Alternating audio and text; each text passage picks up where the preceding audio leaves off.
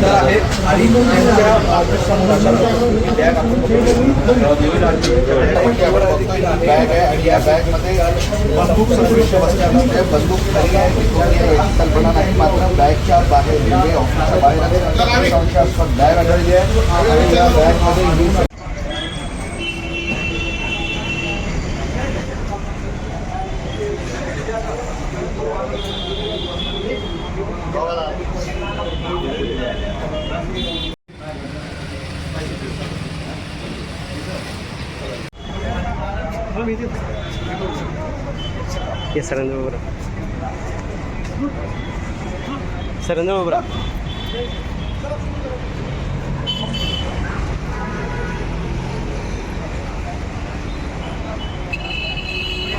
अंबादास दानवेंनी तुमच्यावरच संशय अप्रत्यक्षपणे व्यक्त केलाय. कुणी ठेवली, कशासाठी ठेवली, ती सापडलेली नाही. केनेकर साहेब कार्यकर्त्याची वगैरे असेल, चेक करून घ्यावं असं ते म्हणालेले आहे.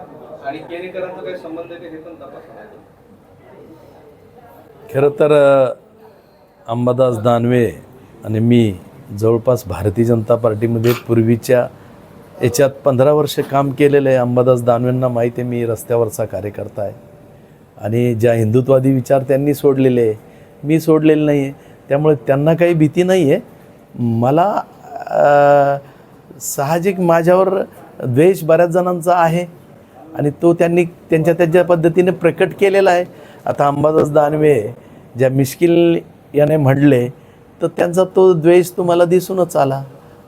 निवडणुकीतला असेल नाहीतर राजकारणातला असू शकतो, परंतु त्यांनी माझ्या बाबतीत घडलेल्या घटनेला मिश्किलपणे बोलणे हे त्यांनाही माहिती आहे की मी त्यांच्याबरोबर आज 38 वर्षापासून भारतीय जनता पार्टीचा कार्यकर्ता आहे.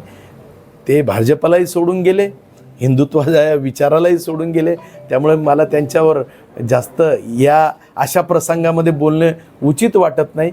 मी त्यांना एवढंच सांगेन की हा रस्त्यावरचा कार्यकर्ता आहे, हिंदुत्वाचे विचार प्रखरतेने मांडणारा कार्यकर्ता आहे आणि त्यामुळे निश्चितपणे याच्यावरच रोख असू शकतो. तुम्ही आता कुठंच नाही आहे, हिंदुत्वाच्या विचाराबरोबर नाही आहे ना एखाद्या प्रखर विचाराबरोबर नाही आहे. त्यामुळे तुम्ही सगळ्यांशी मिळून घेतलेलं असल्यामुळे तुम्ही माझं मिश्किलतेने बोलले, परंतु दूध का दूध आणि पाणी का पाणी होणार आहे. मी काही मला ठेवायची गरज नाही. मी अजून लायसन काढलं नाही, तुम्ही तरी लायसन काढून ते बाळगता.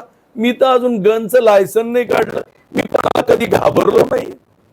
इतक्या प्रखरतेने बोलतो, गोवंश हत्येसंदर्भात बोलतो, जिहादबद्दल बोलतो, प्रखर हिंदुत्वादाबद्दल बोलतो, अजून घाबरलेलो नाही.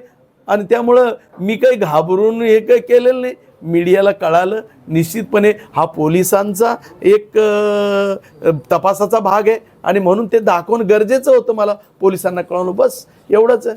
जिल्हा परिषदेचा मुद्दा आहे. त्यांचं असं म्हणणं होतं की ही अतिशय दुर्दैवी गोष्ट आहे.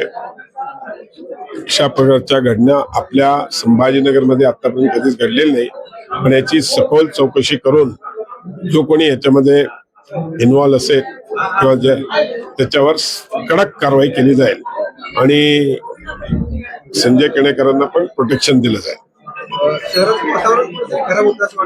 मी सांगितलं नाही, पहिल्यांदा अशी हे झालेली आहे आणि ती जी आहे ती आता कुठली रिव्हॉल्वर आहे, काय कुठले ते अजूनपर्यंत पत्ता लागलेला नाही. समजल्यावर आपण त्याच्यावर त्याचं गंभीरता ठरवू.